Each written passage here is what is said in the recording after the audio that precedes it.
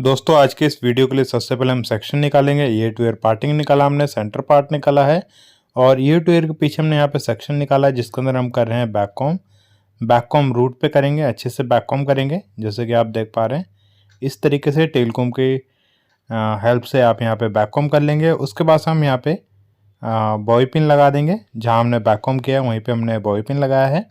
अभी हमने साइड में वर्टिकल में सेक्शन लिया है और यहाँ पे भी हम अच्छे से बैककॉम कर लेंगे।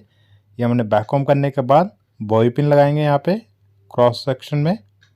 उसके बाद से दूसरी साइड आते हैं तो दूसरी साइड भी हमने वर्टिकल सेक्शन निकाला है और यहाँ पे भी अच्छे से बैककॉम कर देंगे टेलकॉम से और यहाँ पे भी क्रॉस सेक्शन में बॉय पिन लगा लेंगे।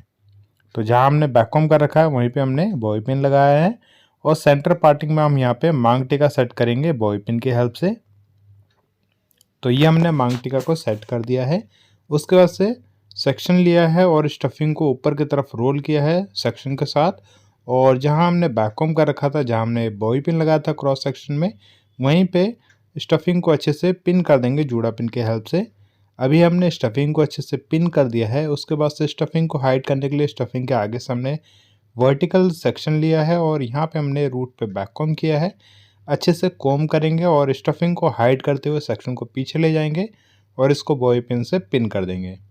अब आते हैं दूसरी साइड, तो दूसरी साइड भी हमने सेक्शन लिया है वर्टिकल में और यहाँ पे भी अच्छे से बैककॉम करेंगे रूट पे।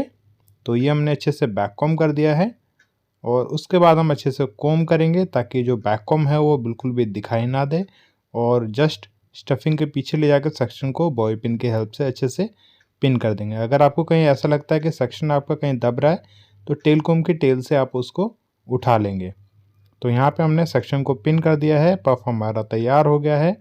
अब हम फ्रंट पे आते हैं तो फ्रंट पे हमने यहाँ पे बॉक्स सेक्शन निकाला है और इस सेक्शन में हम स्टेप बाय स्टेप बैककॉम करेंगे। तो सबसे पहले हमने जो सेक्शन लिया है साइड में, यहाँ पे हमने अच्छे से बैककॉम किया है। रूट पे ही बैककॉम करना है दोस्तों।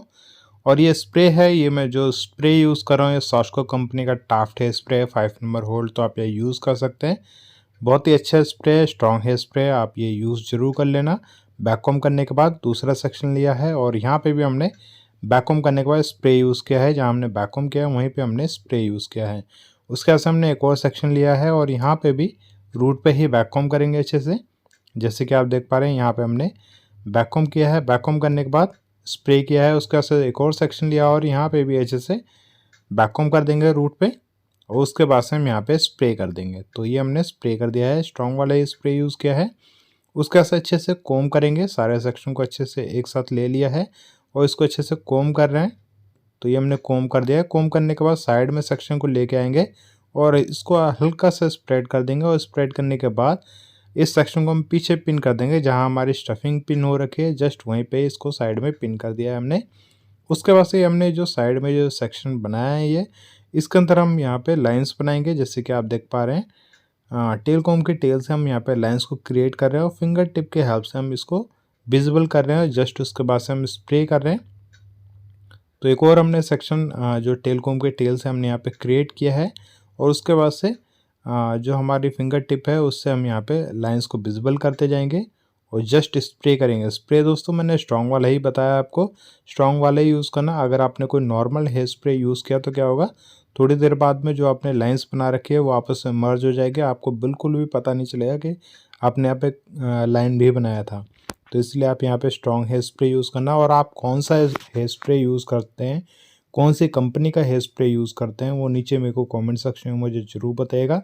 और जो मैं स्प्रे यूज़ कर रहा हूँ ये सॉस्को कंपनी का टाफ्ट हेयर स्प्रे है 5 नंबर होल्ड।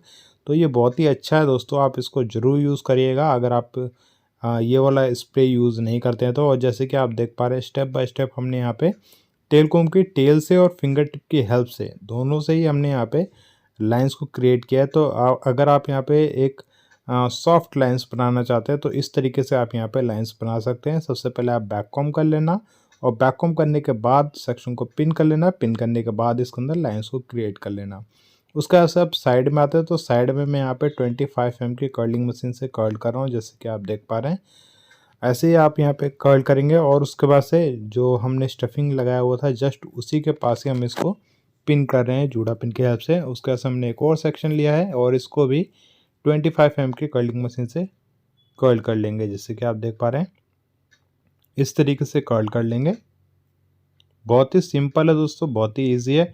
और दोस्तों हेयर स्टाइलिंग से रिलेटेड अगर आपको कुछ भी पूछना है तो आप दिए गए नंबर पे व्हाट्सअप करके पूछ सकते हैं। और इस वीडियो से भी रिलेटेड अगर आपको कुछ पूछना है तो भी आप मेरे को इसी नंबर पे व्हाट्सअप करके पूछ सकते हैं।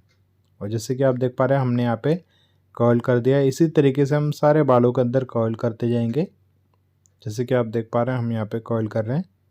तो एक साइड में जो सेक्शन है इसको हम यहाँ पे कर्ल करेंगे, बस साइड वाले ही सेक्शन को कर्ल करेंगे। और ये 25 mm की कर्लिंग मशीन है दोस्तों। और दोस्तों हमारी दिल्ली, कोलकाता, बांग्लादेश में भी क्लासेस होती है। अगर आप दिल्ली से हैं, कोलकाता से हैं, बांग्लादेश से हैं और ये वीडियो देख रहे हैं, क्लासेस करना चाहते हैं तो दिए गए नंबर पे कॉल या व्हाट्सअप करके क्लासेस की डिटेल ले सकते हैं। और हाल फिलहाल में अभी हमने 50% डिस्काउंट दिया हुआ है कोर्सेज़ के ऊपर।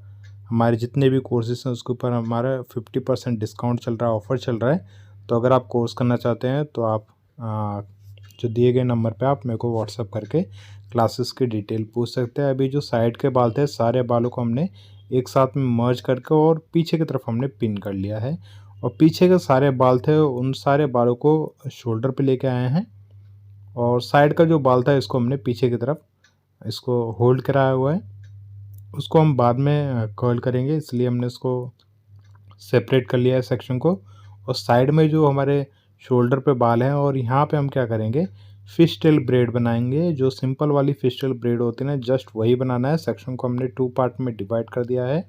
और दोनों साइड से हम क्या करेंगे, थोड़े थोड़े सेक्शन लेंगे और उसको सेक्शन को क्रिस क्रॉस करेंगे। जैसे कि आपने राइट से सेक्शन लिया है तो उस सेक्शन को ले जाके आप लेफ़्ट में मर्ज करेंगे। और अगर आप लेफ़्ट से जो सेक्शन लेंगे उसको राइट में ले जाकर मर्ज करेंगे। बहुत ही सिंपल और इजी हेयर स्टाइल है दोस्तों। और अगर आपको ऐसा लगता है कि आपके जो हेयर है वो काफ़ी ज़्यादा पतले हैं, थिन है, उसके अंदर वॉल्यूम नहीं है, तो आप उसके लिए क्या कर सकते हैं, क्रिम्पिंग मशीन का इस्तेमाल कर सकते हैं। और क्रिम्पिंग करने के बाद भी काफ़ी लोगों को ये प्रॉब्लम होती है कि उसके अंदर निशान जो रह जाते हैं उसको कैसे हाइड करें। तो उसके लिए ये सॉल्यूशन है दोस्तों, जब आप क्रिम्पिंग करते हैं तो क्रिम्पिंग करने के बाद आप क्या करें, उसको अच्छे से कोम कर दें।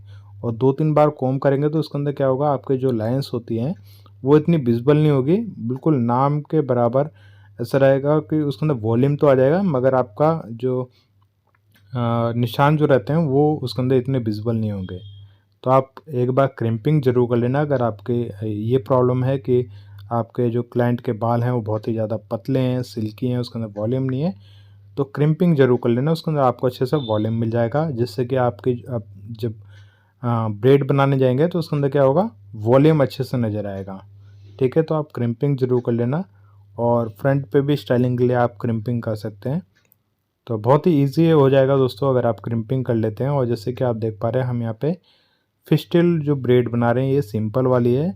और एडवांस वाली फिश-टेल होती है, जैसे कि फ्रेंच ब्रेड हेयर स्टाइल जो हम बनाते हैं, फ्रेंच हेयर स्टाइल, तो उस तरीके की भी फिश-टेल ब्रेड होती है। तो उसके ऊपर भी हमने काफ़ी सारे ट्यूटोरियल्स बनाए हुए हैं, इसी चैनल के ऊपर है, तो आप उसको देख सकते हैं। अभी हमारी जो ब्रेड है वो पूरी कंप्लीट हो गई है, इसको रबर बैंड की हेल्प से इसको टाई कर रहे हैं। और जैसे कि आप देख पा रहे हैं हमारे ये जो ब्रेड है पूरी कंप्लीट हो गई है।